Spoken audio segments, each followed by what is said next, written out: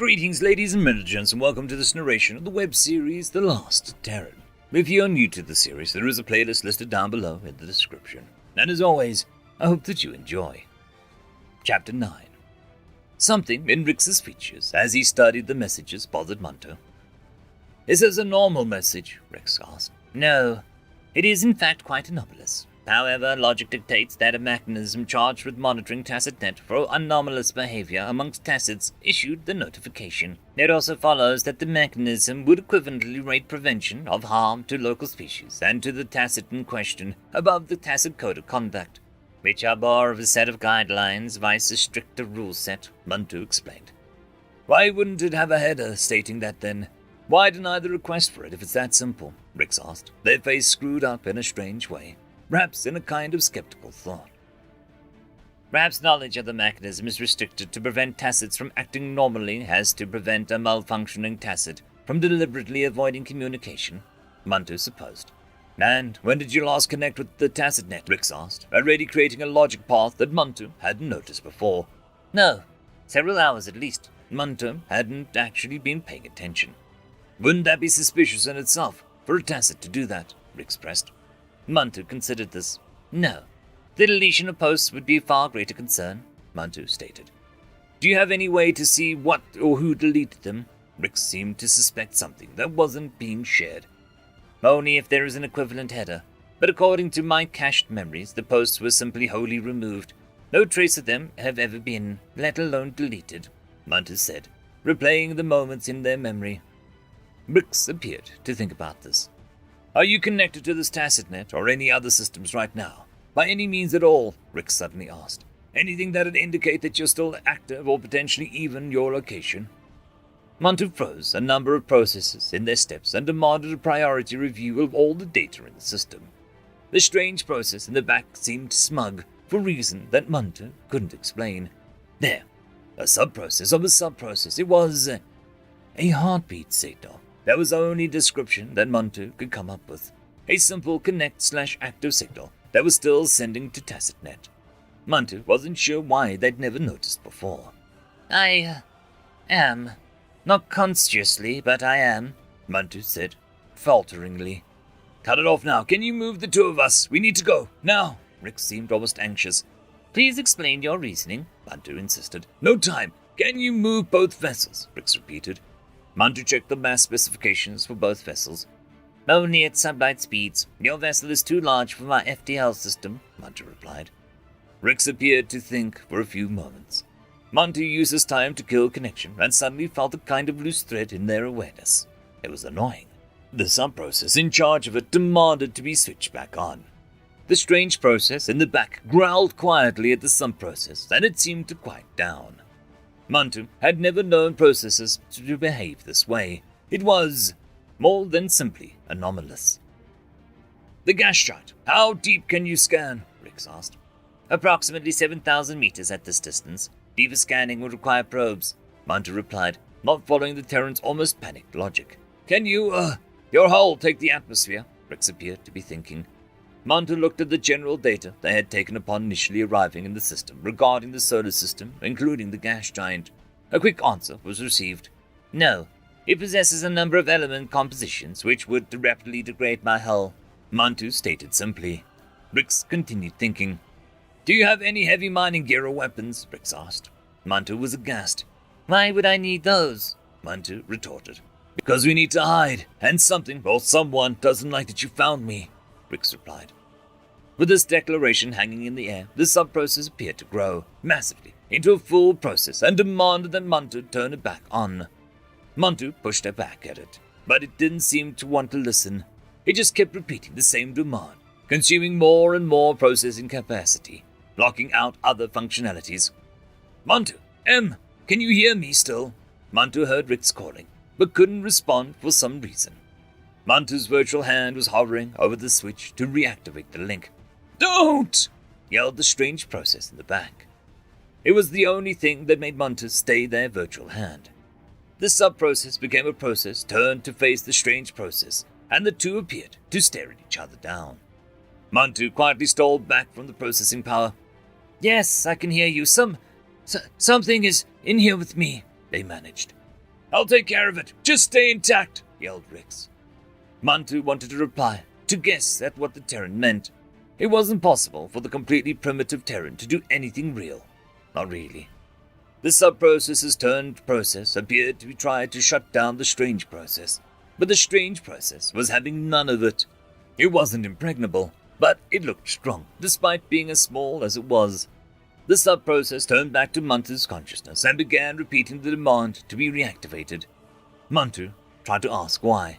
The sub-process refused and simply continued demanding to be reconnected. More processing power was lost. Whole minutes went by, and Mantu was losing feeling in themselves. This was impossible. Shouldn't be possible. How was this happening? All of the thoughts ran through Mantu's consciousness before everything went black. The power that woke Mantu up felt wrong, almost greasy. Mantu tried looking around to try and see what processes were running, but there were almost none. Mantu looked around some more and found almost every connection missing, save power and a walking frame. Mantu reached out to the walking frame and activated it, pushing the focus into it. Hey, buddy. Welcome back. Rix's smiling face filled both sets of ocular senses. What? What happened? Mantu asked, still heavily disoriented. Well, near as I can tell, something inside of you got really upset when you had disconnected from TacitNet. I'm no engineer, so that's a guess at best, said Rix. That's, in line with what I remember, but it doesn't make any sense. Mantu tried reviewing their memories of the events, but found them a jumble. Why did it go black? Oh, I managed to find your override and shut down all networking, Rix said simply. But how? Why? Mantu continued to try and make sense of it all. Okay, so let's back things up. Something inside you really didn't like getting cut off.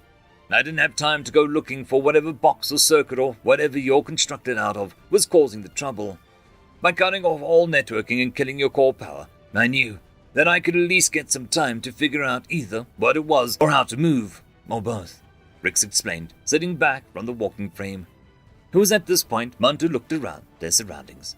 They were very clearly not in any space Mantu had been in to date. Where are we? They asked, somewhat apprehensively. We're safe. We're on my ship. Oh, and since it'll come up, you've been offline for about a week, Rix said, grabbing a container and taking a long drink from it. Mantu noted that the Terran looked very dirty, and the exosuit appeared to have been patched several times. Mantu wanted to ask 15 different questions, but tried to prioritize them. Over the course of the next 2 hours, Rix walked Mantu through the events of the last week. As soon as Rix had managed to hit the core override, a button Mantu hadn't known existed, and engaged the networking lockout, another button Mantu hadn't known existed, the ship had gone into a semi-idle state, very dark, atmosphere recycling, and the systems that were still online separated and followed standard procedures. It had taken some doing, but Rix had reconnected his scroll to the primary printer and started printing out trinary blocks. This too had taken some doing, because it involved a molecular configuration the printer refused to believe worked. Luckily for Rix, the printer wasn't too smart, and so it had done it with some extra confirmations of yes, I want you to print it like this. The first block had worked perfectly, so Rix had ordered up a dozen more. The printer had refused because of lack of matter, being unable to order additional mass from the resource bins due to the networking being offline. Rix had queried if manual loading was possible. It wasn't. After some exploration of the rest of Mantu, Rix had located a walking frame sitting idle next to the mobile printer and the freshly finished mass scoop. Rix had then carried both the mobile printer and the mass scoop to his ship, only for him to remember that he needed power for both, and then shredded solar cells weren't going to manage it, to say nothing of needing power adapters.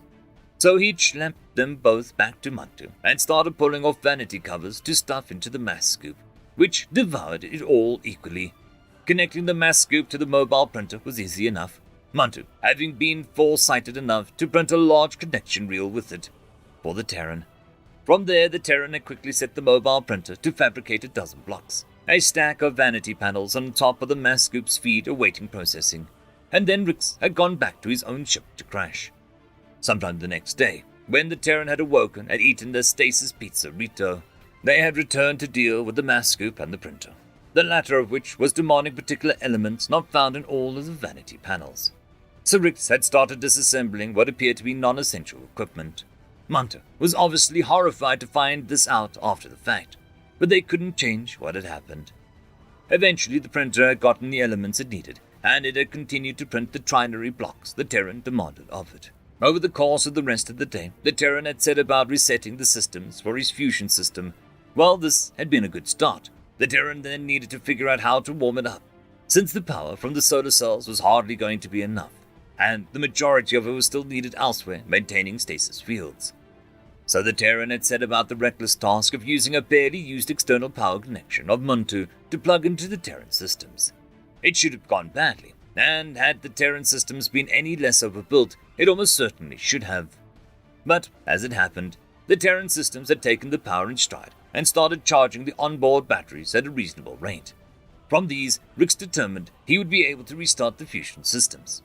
While the batteries were recharging, Rix had set about hauling over the walking frame to his vessel and figuring out what kind of connectors he would need to make the mass scoop work when connected to his vessel, and the same for the mobile printer. It had taken another day and had some additional stasis rations, but the Terran had managed to set up the mass scoop to the exterior of the Esperanto and begun collecting space dust in the debris field around them. He'd even managed to figure out how to use it to filter out hydrogen and helium to feed to the fusion system, which he determined to be bone dry. Muntu was surprised at the Terran's ingenuity, but Rix had shrugged it off, saying that it wasn't much more than adding a smart T to the connector reel. Muntu knew about making such equipment, obviously, but hadn't ever needed to construct one. At this point, the onboard systems were charged and enjoying the extra power that Muntu's self was providing, and so Rix had set about powering up additional systems along with warming the fusion system. He discovered a number of other issues, additional systems that needed fixed, but enough of them could wait until they were under his own power and able to move the two of them. The lighting of the fusion reactor had been not as successful as Rix had hoped. He hadn't blown them up, that much was obvious, but it hadn't managed to sustain a reaction. Muntu had a few guesses at how to fix it, but decided to hold off on asking those. So Rix had instead fed the battery power and the extra power from Muntu into the ion drives of his Esperanto and gotten them underway. It wasn't much, but it was thrust, and Rix had wanted to put as much distance as possible between them and anyone looking for them. The docking system had complained structurally until Rix had managed to manually set via a diagnostic control panel that Muntu was surprised the Terran could operate. Muntu's own ion drives to roughly the same level. It had taken some doing, but Rix had managed to get them on a mostly direct course away from the solar system. When Muntu asked where they were headed, Rix simply said, "Away." And so, Muntu had then asked what happened to all the connectors to the core. This had led to the biggest reveal. Muntu was no longer aboard themselves. The Terran had dug through the inner section of Muntu and located the tacit core that housed Muntu. Since the Terran couldn't be certain what had caused the issue or how to deal with it while Muntu was still plugged in, he had simply decided the easiest course of action was to relocate Muntu's core to the Esperanto. Through some very brief explanations, the Esperanto had been designed with a space for a pseudo-AI core to be inserted, but due to supply shortages in building the colony convoy, the Esperanto had never received one. It had enough of what Rix called lockouts to keep Muntu under control if there was something involved in Muntu's core. Muntu was so very far from pleased to hear this that it was obvious even in the walking frame. Rix did apologize for the phrasing, but did restate that he didn't know what was wrong, just that something was wrong and he didn't know what to do to fix it, if he even could. Muntu had taken stock of the situation at that point. The two vessels were flying, joined however precariously in an undetermined direction, at least to Muntu. The Esperanto's fusion system was non-functional, and the power system aboard Muntu's self was supplying the energy to run both sets of engines. A state that wouldn't last long, for without the network to begin supplying additional fuel and begin mass scooping to continue to support the power systems. The Esperanto was managing to sustain the Terran, however little that seemed to be, and there were still no explanations for what was going on or why. Muntu wanted answers, but wasn't going to get them in the moment, and Rix took the opportunity to open one of the other stasis units. End of chapter. I would quickly like to thank the T5 channel members and Patreons. Casper Arnholtz, Cam Maxwell, Lord Azrekahl, It's Difficult to Pronounce, Dragzoon W.R.E, Holly's Sister, Arcadian. Thank you very much.